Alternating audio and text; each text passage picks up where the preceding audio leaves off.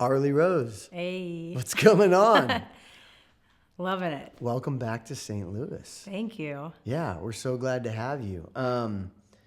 We were talking before we started recording, and I thought it's been like 6 months because we've been so busy, but it's only been a couple months Yeah. since we ran into each other. Yep. Smoking a little cigar over at the Hill Cigar here in St. Louis. Yep. And you own a business in San Diego. That's why we hit it off talking about, just the struggles of owning and operating. And I think you were on vacation. What were you doing? Yeah, you're just visiting. Just coming through, and whenever I travel, I just love to go check out all the different cigar lounges.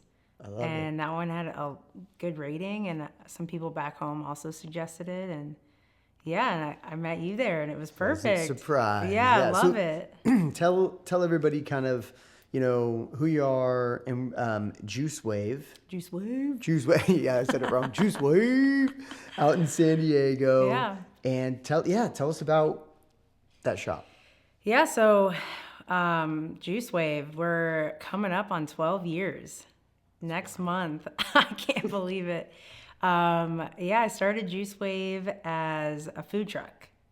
So in 2014, it was a bright blue truck with fruit on it, driving around San Diego. All the events you can think of, I was there. And then I was able to get great opportunity came up to get this brick and mortar right at Mission Beach.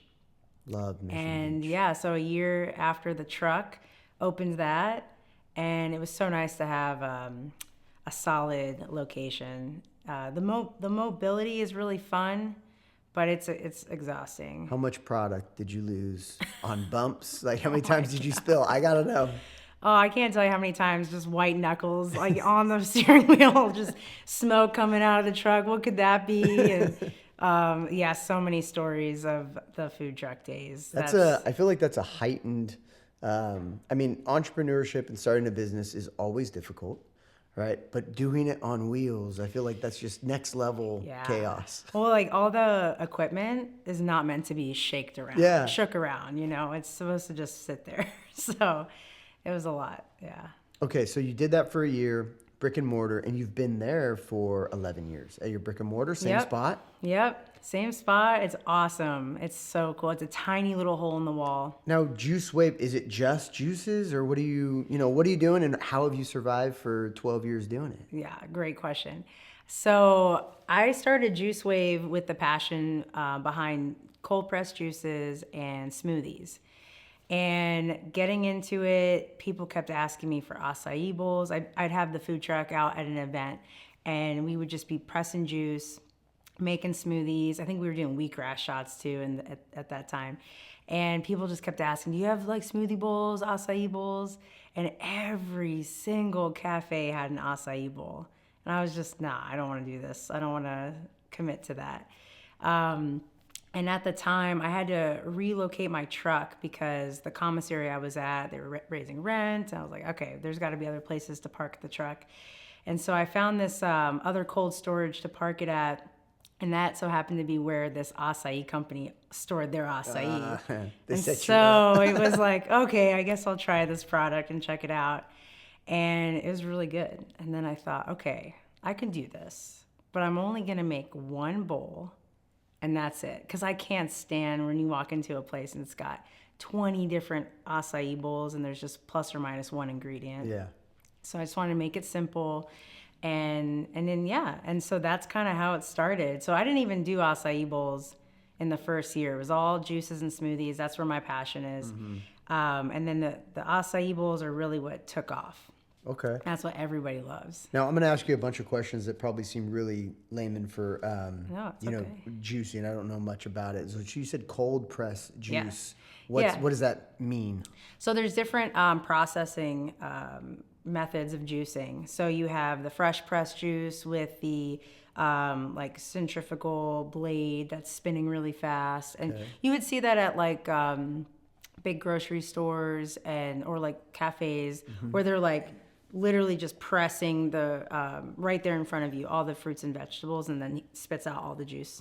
And so that process is the pros are that you're getting it fresh. You can make it customized however you want. But then the cons about it is that the nutrients and the enzymes are breaking down a lot faster because that blade is whipping around. And I wouldn't say like a lot of heat is getting in there, but it's But just there's friction for sure. yeah, and then extra, the oxygen, everything. So everything is starting to kind of deplete faster. So you want to drink that juice right away, Okay. within like 10, 15 minutes. That way you can absorb all the nutrients. But the other process, which is considered cold pressed, different machine, masticating the fruits and vegetables and then pressing it with pressure and extracting all that juice. And it's a cold process. So all of those nutrients and enzymes are going to last longer. Interesting. Yeah. Okay. But then it gets even more in depth because my juice after that is still considered raw. So Okay. I have it on the shelf for about 5-6 days. Now on the 6th day, Now you say shelf, obviously refrigerated shelf. yes, in my refrigerator, yeah. On the 5th and 6th day, it's not going to be as super potent as the first few days, but it's still got good stuff in it. But after that, the nutrients are going to start to also deplete. And so then I have to rotate. And if the juice goes bad, that's why I juice weekly. Gotcha. But then you see juice at grocery stores made the same way I make my juice, but their juice has a longer shelf life. And that's because they're they're using a method of either a high pressure process or pasteurization. A company in San Diego also uses UV light. And so there's different Oh, that's methods that you interesting. can try to pretty much kill any harmful bacteria so that it can sit on the shelf for longer. And I did go down that path my first few years in the juicing world, but I started to realize that doing all of that to the juice, you're killing the good stuff too. Gotcha. And then it's, just so you can have it on the shelf for longer and make that And profit. maybe juice less often. But if Right. you're doing it weekly, it's like, okay, at least you're Right. going. And from what you told me before, we've sat down and talked a little bit, but you have pretty steady Eddie clientele that come through, and you know how much you need every week, and it's at least somewhat measurable of what you think you're going to use, and you can kind I of mean, go there's through. still no method to the madness. Yeah. I still get it wrong. But I have the best customer base. That's awesome. They're awesome, yeah. And I've got, the juice people, the smoothie people, the acai. Everybody, likes what they like. But it's awesome. Heck yeah. Yeah. Well, okay. So let's kind of like revert. We're going to Tarantino a little bit. We're just Yeah. going to go all the way backwards. How did you get into entrepreneurship as a whole? Every guest that comes on, that's what we like to dig into, is how did you get from I would say like a normative path to where you are now, which, as we've talked before, it's just like, this is crazy that I'm doing this. I have no clue how I got here. But when did that switch over to something that this might be a little different, and I'm thinking I'm going to buy a food truck, and you know what, I'm out on the normal stuff. Yeah. Well, I was born in a log cabin. Okay. So let's see. My passion was all food. I went to culinary school, got out, started working at some really fancy restaurants, and that's kind of where my focus was restaurants. And as I was in it, I started to kind of burn out. And so I was working up in San Francisco and working at... Go Giants. Sorry, had to. Go Padres. But before shift started, we'd have, a little time to kind of eat before service started. Yeah. And I would go down the street to this little local cafe to see if I can get something quick and easy, not keep eating. We had pasta a lot for our family meals, and that was tough every day, Yeah. So I went into this cafe, and one day they had this like juice pop up, and they had these fridges filled with juices. And this was my very first time ever experiencing anything like this. And so I grabbed a couple green juices, went back, slammed them right before service started, and it was like, whoa, this is the most amazing energy drink ever. They really are pretty fantastic. Yeah, and so that kind of got me into it. And then on my days off, I remember I'd be walking around the streets in the Mission District, and there was this juice bar. And I walked up and I'd get a fresh juice. I just thought it was the coolest thing ever. And so, yeah, that kind of was there for me just as like a everyday needed to have that just for my health. And then fast forward, I was ready to kind of take a break from the restaurant scene, and I was really interested in farming. And so a couple friends back in culinary school had suggested that I would love this program called WOOF, which is Worldwide Opportunities for Organic Farming. Okay. And I thought this was so cool to get to travel around the world and farm and learn. And because I grew up in the suburbs outside of Washington, D.C., so I never really had the farming experience. And being a chef and working with food, usually the food would just kind of roll up and then you would be, okay, here's the food, let's process it and make whatever. And then working in San Francisco at that restaurant, I got more about that farm to table experience. The chef would take me every Saturday to the farmer's market at the Ferry Building. And it was so cool. We'd roll up. I love that building. It's the best market on Saturday mornings. And so we'd roll up and, they have it down there. They have like valet for the chefs, you know, they just take their little cool. vans and take them away and then come back when you come back with the cart. And it was the coolest experience. And my chef would walk me around and he'd say, hey, go try those strawberries over there. And I'd think, well, why are these strawberries better than those over there? You know, and you taste them, it's like, oh my God, this is crazy. Yeah. And so that really started to develop that whole understanding for me of farm to table, really understanding where it's all coming from, knowing the farmers, having that relationship. Yeah. And so, you know, taking the juice experience. And so then I was in San Diego, found this farm through WOOF. Yeah. And it was awesome. It was North County at the time. And working on this farm off the 101. And yeah, I mean, it was, you know, a great experience, but I also needed to make money because this specific farm didn't have accommodations. Gotcha. So I needed to figure something out. I'm assuming they cover your all your living and so while you're working there. You're right. So WOOF basically will cover your room and board in exchange for your labor, and every farm has a different experience. They're so cool, so cool. And what's really fun too, just the serendipitous moment of it all was I was in San Francisco, and that's where their headquarters is. Okay. And so I just rode my bike in there, went in and said, hey guys, I'm gonna move to San Diego and there's a farm down there I really wanna work at, but he hasn't been picking up his phone. I was wondering if you guys could help me out. And they were like, oh, Farmer Leo? Yeah, we got you. Here's his number. Oh, that's cool. And so they were all connected. They all were a part of the board of the WOOF USA program. That's wild. And so it was so cool to get dialed into that community and they're awesome people. And so, so I'm at the farm working and that's when I started thinking, okay, I gotta figure out what I'm gonna do. And I wasn't ready to get back into the kitchen. Yeah. It's just, you know, you start at the bottom, you gotta work your way up again. And I just my heart wasn't in it anymore. So a lot of people don't understand kitchen life and server life and restaurant, like the hierarchy that is there. Yeah. I worked in restaurants in college, busser, dish boy, you know, server, did that side of it, never got into the chef world, but it's a different world altogether. Yeah. It's actually a lot like film too, because you think, oh, I'm just going to go work in film. It's like, oh, I'm just going to go work in a kitchen. It's like, oh, hold on. There's a bunch of different things that are happening in that kitchen. How is it laid out? Well, every kitchen's different. But yeah, you're always going to start at the very bottom. Or I guess I would say laid out is wrong. In that kitchen, what are the positions and what's kind of like the hierarchy? Yeah, so you just have your chefs that are working, and then as you go up, you have your sous chefs, then you have your executive chef.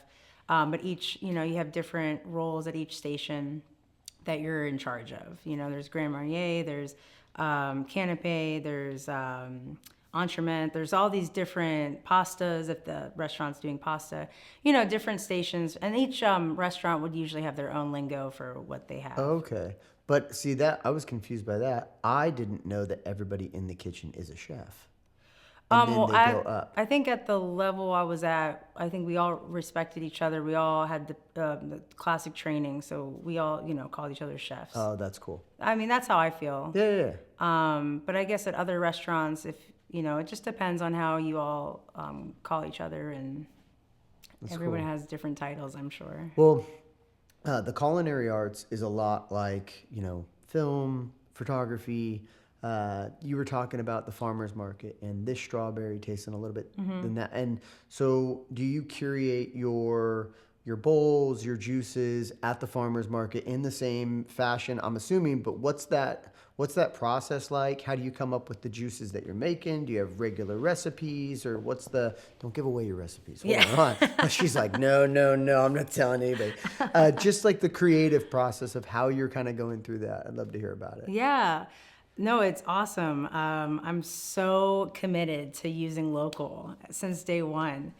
With the food truck, I would park at farmers markets, and I would just hop out of the truck, cruise down the market and see what everybody's putting out on their tables, and then pick out what I wanted, and then go make a juice of the day or something, Yeah. just to make it fun and interesting and showcase what's growing right there in our backyards. Because in San Diego, I think we have like the most farms of all of California, just Oh, because in really? Southern California there's so many, and everything is just so fresh. It's right there. It's cool.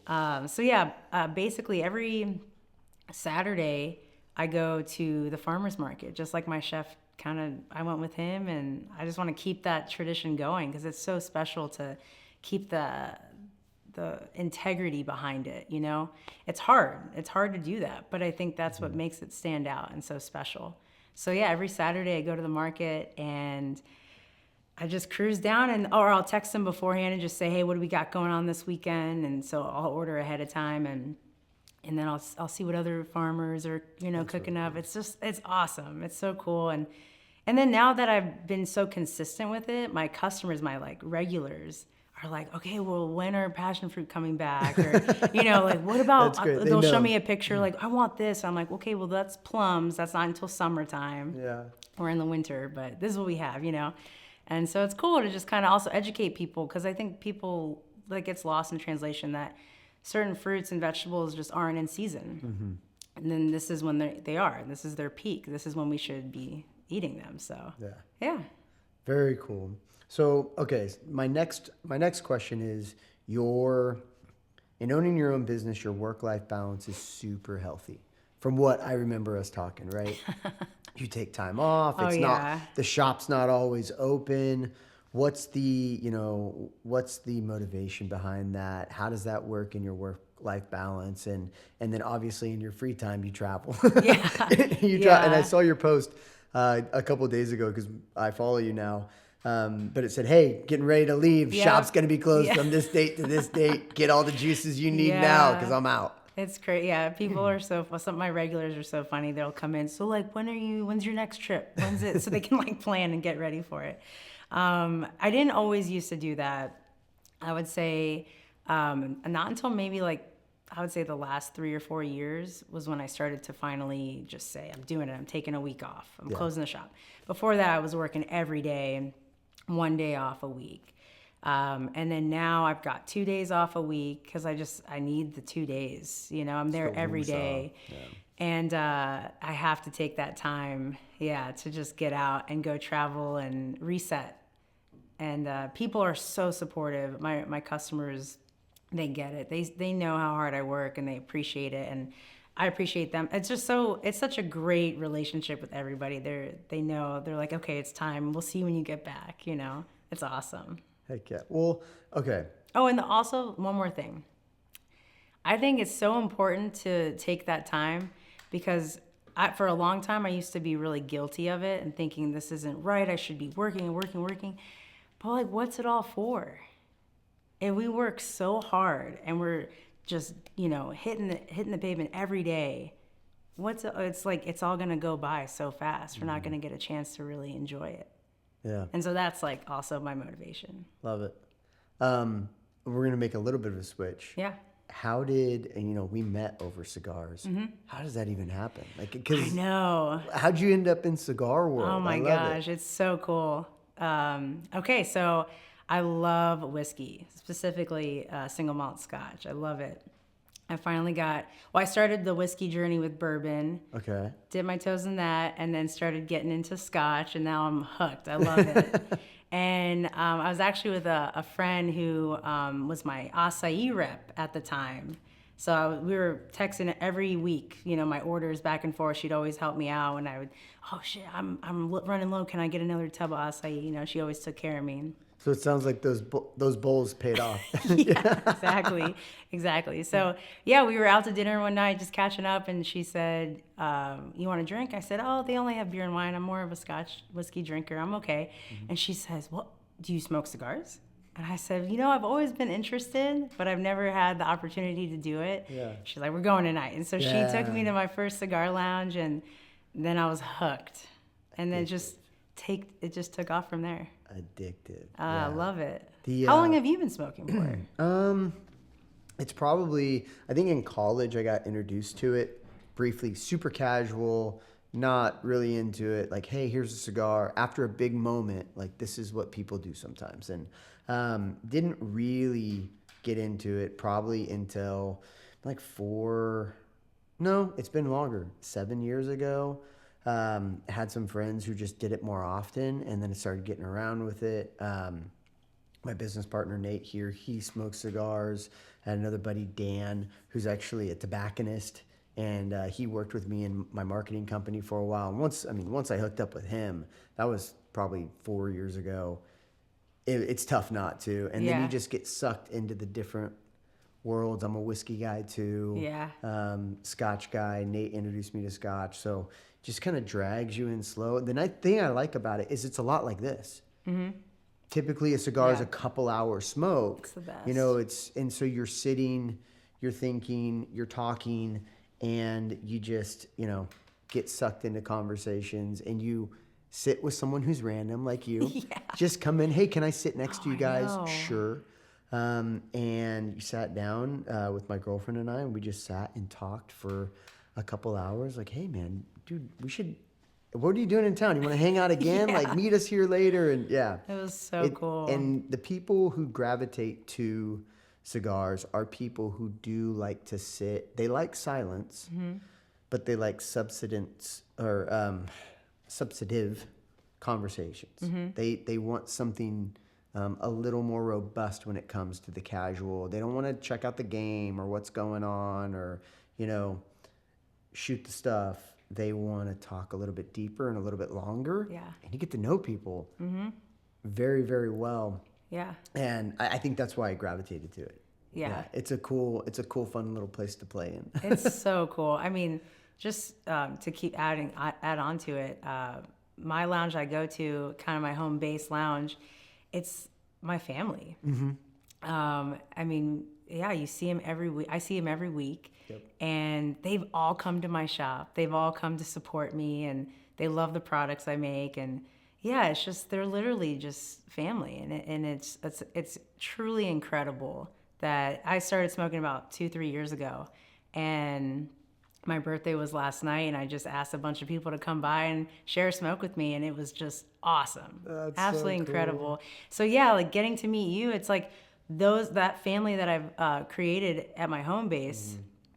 They have those in all the lounges everywhere. Yeah. And so it's so fun to get to travel and just meet someone. Just pop in. Yeah. And check it out. We were in Chicago. Sounds like maybe a month or two ago. It seems like a long time ago, but it's just been busy. And we did the same. We like to just stop in, and we stopped in a place called Biggs, which if you're in Chicago, you got to go check out Biggs. Okay. Same thing. Just shout out to Iwan Rise though. That one I like. That. Iwan Rise. I like that lounge. Yeah. Oh, in Chicago? Yeah. Okay. It's so like now we jewelry, know. antique row or something, and it's upstairs. We know our next spot when we Yes, go. that's where we're going. We'll have to go check it out. Okay, so back to the acai bowls that you were reluctant Come back. to get them all the way back. I said we were going to Tarantino. I told you. All the way back to it. You had some major success with, I think it was U.S. women's soccer coming through. I won't ruin the story. You tell the story of kind of how that jumped into, a little bit of blowing you up. I wish the U.S. team would come through. That's crazy. No, the San Diego Wave. San Diego Wave. Yeah, that's what it was. yeah. Again, I apologize. No, but Your story, I messed it up. It's so cool. I'm a big soccer fan. I played soccer, still play soccer. And when I found out that San Diego was getting their women's soccer team, I just kept putting it out there in the universe. Like, I got to somehow connect with them. This is going to be like a dream come true. And the first player that came into the shop, Kristen Westfall, she came in. And I was, we were working, and I just overheard her say, "Oh, yeah, I just moved here for a job," and being super humble and nonchalant about it. And she's like, "Yeah, I play soccer." And I was like, "What? You play for the Wave?" And that's how it started. She's so awesome. She's an OG for sure. And then, she just started telling people about it. And then the acai bowl is the staple. That is the main, most ordered, most popular thing I have. Mm-hmm. But the acai company that I use, they started coming out with new sorbet flavors. Okay. And they kept saying, "Oh yeah, we got this, we got coconut, we got pitaya, which is dragon fruit. We have all these different flavors." And I'm like, "Oh, this is gonna be too much. Acai bowl is already a lot." But I thought, okay, let's check out these flavors. And so I started testing them, and just wanted to kind of create something different to give people maybe who don't like acai an option. And I developed this bowl that I called the Wave, and it was inspired by the San Diego Wave because the colors, the coconut is white, the pitaya is pink, and the pineapple with blue spirulina is blue, and those are the colors of the team. That's freaking awesome. And so I'm like, this is perfect. And then I hopes they catch it and they want to come and like support and do something with me or whatever. And my dreams came true. They hit me up. I've catered for them a few times. A couple of the players come, regularly to get juice or acai bowls. It's just so incredible. I have awesome. another one of the players. I set her up with juice, so she has her weekly supply of juice, and literally a dream come true. That's It's awesome. awesome. You just put it out there in the That's so universe, cool. and you just work on it. Yeah. Well, I mean, I think our members here at the studio and the people that we interact with here in St. Louis, a lot of the creatives think like that. It's just like, no, I have a vision of something. We were talking about it last night at dinner. Friends that we were sitting with, I had this idea came to me. I don't want to, not do it justice by not chasing after it. There's a reason it came to me. There's a reason I thought of it. And if I give it just enough effort, then it'll manifest itself, or it will come to fruition. And I think as creatives, as business owners, and even as chefs, and in the arts, I'm sure there's been times where where you are now was just a spark or an idea, and it was a really cool idea, and you could have just daydreamed all day about it. Mm-hmm. But as you start to take action on those things, little pieces of the dream kind of pop in and turn in that direction, and you gotta be a little crazy to do it. Just a little bit. Yeah, a little bit. A little nuts. A little chutzpah. Yeah. Yeah, I like it. Okay, so I'm gonna pivot again. Okay. Because I'm just noticing the hat. You said it's a Padres hat? Yeah. It looks like a golf hat. Yep. Are you a golfer too? I am. Oh my goodness. I was hoping we'd talk about it. We've hit the jackpot. Because you golf too? Oh yeah. Oh my gosh, I'm amazing. addicted. Okay, well I'm coming back out with my clubs then. So how'd you get in? Dude, you have hit all the best things in life. know. How'd you find them? No, I know they're the best things in life. Scotch, cigars, golf. So how'd you find golf? Oh my gosh. Well, just, my family, we're all active, athletic. So definitely played golf as a kid, but didn't really know what I was doing. But living in San Diego, there's so many beautiful golf courses. And so, I just started going. I would link up with some friends from soccer. We'd, on Fridays go after work and all meet up and play. And it just became, you got to do it every week. And it's just that time where you get to just chill for a couple hours. Nothing exists. Yeah. Other than that. It's awesome. So now I've been golfing early. I go 6 a.m. Yes. Oh, it's the best. Get a There's cigar. no one there. Oh my gosh, cigar first thing in the Morning cigar. morning and golf. I mean, it's the best part to start the day. That's wild because even cigar smokers as a whole, there's not a lot of cigar smokers that will go morning cigar. Oh. And morning cigar and coffee is one of the best Yes. little pleasures in life. And the earlier, the better. Yep. Well, because Earlier, it's the first yeah. thing on the palate, so you get to really taste it. And Yep. but yeah, I mean, there's a time and place for everything because the afternoon smoke is great, Yeah. and then the after dinner smoke is great. But yeah, the morning is so fun, and then just getting to golf and do it is just so relaxing. It's the best. Heck yeah. Okay, well, what is, what's next? You've been 12 years. We talked a little bit about, last time you came out, about, if you're going to expand, if you're going to do more, and you were really just talking about how much pleasure you were getting from being in the process, not wanting to do too much more, and really preaching to me a little bit because I'm a workaholic sometimes. Like, hey man, what's it for if you're not taking time? Yeah. Right. So what's next for you? Are you just kind of on this path and finding new ventures? Are you going to stay in this one and just enjoy the time and the hard work? Yeah. What do you got coming up? Wow. Well, I'll tell you this. Not too many people know this. When I first started Juice Wave, and probably like 2-3 years into it, people started asking me, "Are you gonna expand? Are you gonna? What are you gonna do? What's next? What's next?" And I Just after 2 or 3 years. yeah. And I mean, I wasn't anywhere at the success I am now, so it was very beginning stages. Yeah. But people kept wanting to know, like, what's the next step? Because that's what everyone wants to know is what's, the next. And I don't know how this came up, but I had looked up when the Olympics were going to be in the U.S., and it said LA Olympics 2028. And I don't know, it just for me at that time, what was 2016 or 2017, and I just started thinking, you know what, if I can make it to 2028, think of all the people traveling to California for the Summer Olympics. They're gonna come down to San Diego, That's cool. and then I'll know if I've made it. Yeah. If like they come and they know me by then. Yeah. That was literally the thought that I had at that time. I love it. And then last year, we blew up on TikTok, and everything has completely shifted. And I just, it's been the most beautiful year. Every year is different struggles, different, challenges, different people coming in and out.